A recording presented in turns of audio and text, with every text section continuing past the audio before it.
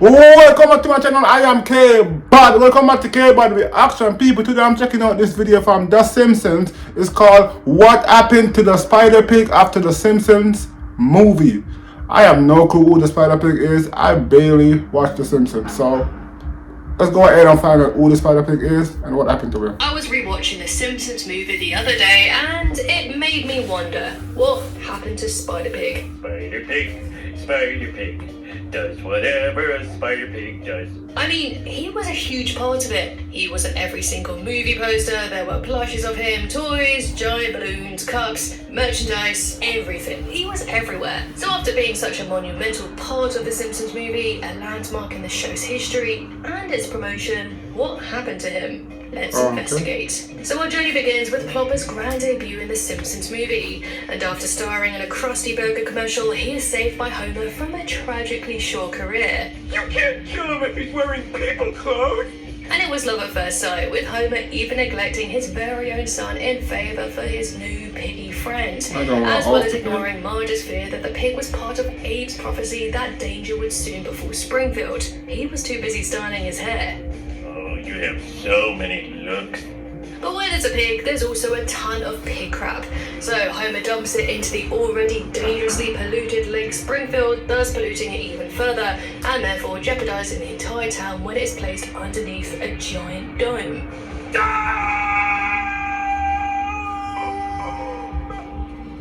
Eventually, everyone discovers that Homer was to blame thanks to signing his name on the silo, and so an angry mob descends onto the Simpsons' home in this very look at all them. Also, during the rampage, Spider Pig went against his very own friend, almost killing Homer by knocking over a plank of wood. If you push that, Danny will die! Oh my god. However, this was the very last time we saw Harry Blobber before the house was destroyed. Now, there was an alternate ending which confirmed his survival as he helped Santa's little helper paint his new doghouse. Mad not eyes. only stole the film, but he stole our hearts, and so it wasn't too long before he made his first appearance on the small screen in an actual canon couch gag, which makes it a very rare couch gag. The season 19 premiere shows the town's reconstruction post-Trappuccino, with it also reuniting Homer with his summer love. My summer love. I guess you forgot all about that wooden plank incident, eh? After this couch gag, the show basically ignores all the events from the Simpsons movie for the most part, so it's actually left to the Simpsons comics to give us more clues as to the enigma of Spider Pig. In issue number 149, titled Homer Won't Squeal, we learn that Plopper has been living his best life in nature. That's until he's found by Bart, who quickly runs away because he holds a grudge against him.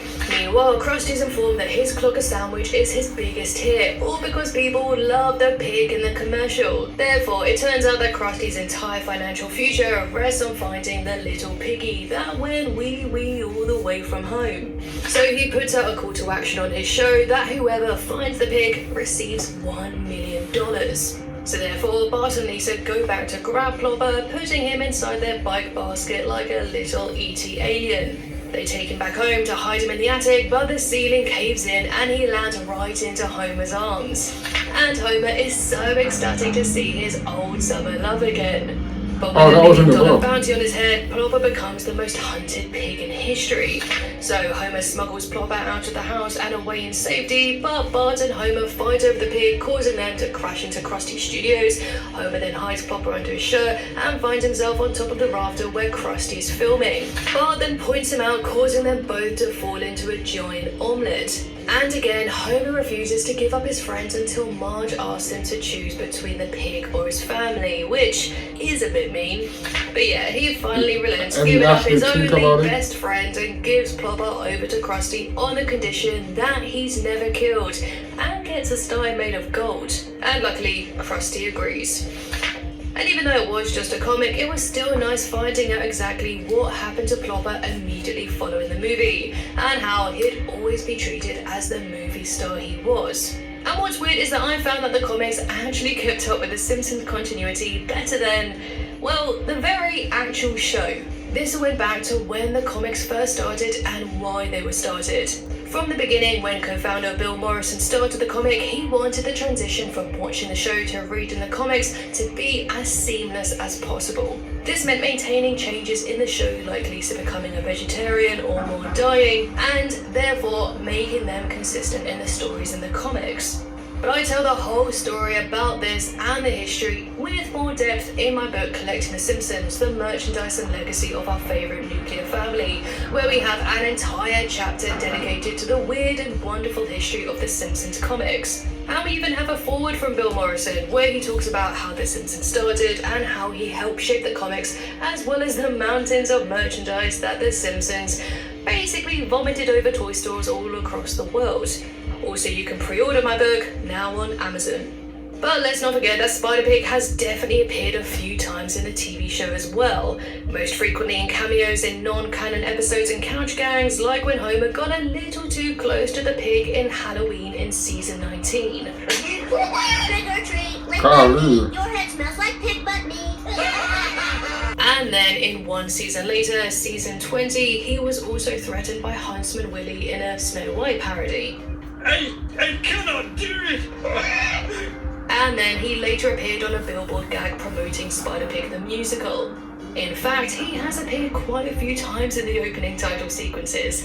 In season 28, he was joined by a host of familiar faces for a couch gag celebrating The Simpsons' many, many pets. Also in 2010, The Simpsons pulled out Plopper's potential for marketing again when they partnered with Coke for a Super Bowl commercial, in which Plopper buried the hatchet with Krusty. Also, how have I never seen this commercial before? This actually led me down a very dark rabbit hole of all of the Simpsons commercials that I have never seen, including this Toyota one. Also, let me know if you're interested. I think I ever in my life saw a Simpsons commercial. Because some are truly terrifying. Including you-know-who. Anyway, Plopper's popularity even extended into a mobile game, The Simpsons Menace to Meltdown. This is where Homer must prevent a disaster after Spider-Pig endangers Springfield. Of course, these were just quick, non-cameo appearances, but he has also popped up a few times in the regular show too. Like, as we all know, Plopper likes to get around, so we shouldn't have been too surprised to see him navigating a treacherous storm in season 24. But his first true and notable cameo following the Simpsons movie was in season 19 when Cletus' relatives presented him as a gift at Bart and Mary Sparkler's wedding. But the weird thing is that no one really paid attention to him, which is very weird considering he's kind of a big deal. Like, he even attended the 38th annual Springfield Showbiz Awards, rubbing shoulders with the biggest names in entertainment. I mean, after all, they don't honour any old pig with a spiffy plaque on Springfield's Wall of Fame. He also wound up in the service of Luigi Risotto as a professional truffle sniffer. That's until he was upstaged by Bart. Luigi has supposedly flown Plopper in from Italy before relegating him to sharpening knives in his restaurant. Stupid pig.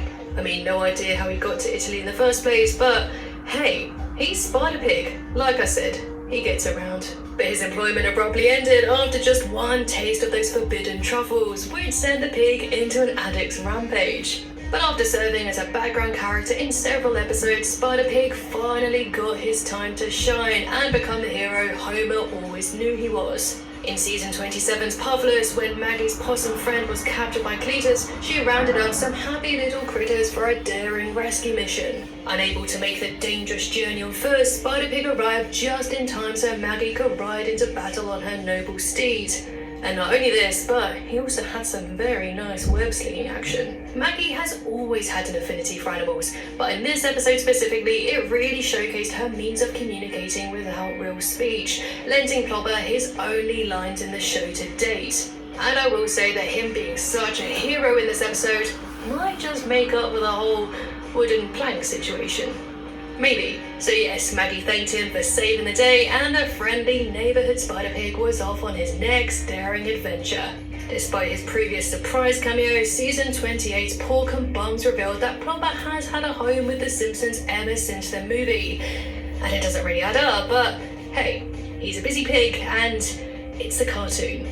No matter where his adventures take him, he always winds up back home. But when Marge encouraged the family to give up possessions that no longer brought them joy, Homer was quite rightly horrified when asked to give up Plopper. I think think Plopper's biggest enemy is Marge by this point. Anyway, he eventually relented and posted an ad on Greg's list, but wisely refused to hand him over to Snake, especially after he somehow cracked their code word. Is it oink? Damn it! In order to take his pig to work and steer clear of video. Marge, Homer made him an officially licensed support animal, which turned out to be exactly what Homer needed. I could never strangle a boy in front of the pig. However, during an unfortunate incident involving barbecue sauce at the Springfield Nuclear Family Day, Plopper was seriously wounded by Mr. Burns' hounds. To avoid a lawsuit, Mr. Burns had Plopper treated at his on-site hospital and quickly took a shine to him. Fueled by a rather macabre memory of a Yale football game from his boyhood, Burns began a love affair that involved a couple's massage, a sunset horseback ride across the beach, and Mr. Smithers reading them Charlotte's Web before bed. I mean, you can't really blame him because, let's face it, the little pig is a cutie pie, but Homer wasn't planning to let him go without a fight. But it was Mr. Smithers who was jealous of Mr. Burns' affection for the pig, who was the one who prevented another hound attack, and therefore allowing Homer to reunite with his beloved Plopper. I did think that this episode was going to end with Plopper going off to live with Burns to explain his future absences, but no, Homer decides to keep him. Unfortunately, Plopper hasn't received another major role since his emotional support days, but he can still be seen swinging from the rooftops on the odd occasion. So as for what he's sparingly used now, I think really it comes down to the fact that you can only really do so many stories with a pig, because he's a pig that can't talk, so there's not really too much you could really do with him. Plus the Simpsons already have a cat and a dog, and even they're not really used anymore. He was fun in the Simpsons movie and they had a real role to serve, but if he kept showing up all the time in the show, then it would be overkill. Okay, that was a decent little video. So if you was wondering what happened to the spider pig after the movie, now you know. I don't think I ever reacted to The Simpsons. Now I did. So until next time, I come and share, most definitely subscribe to this channel to see more awesome videos like these.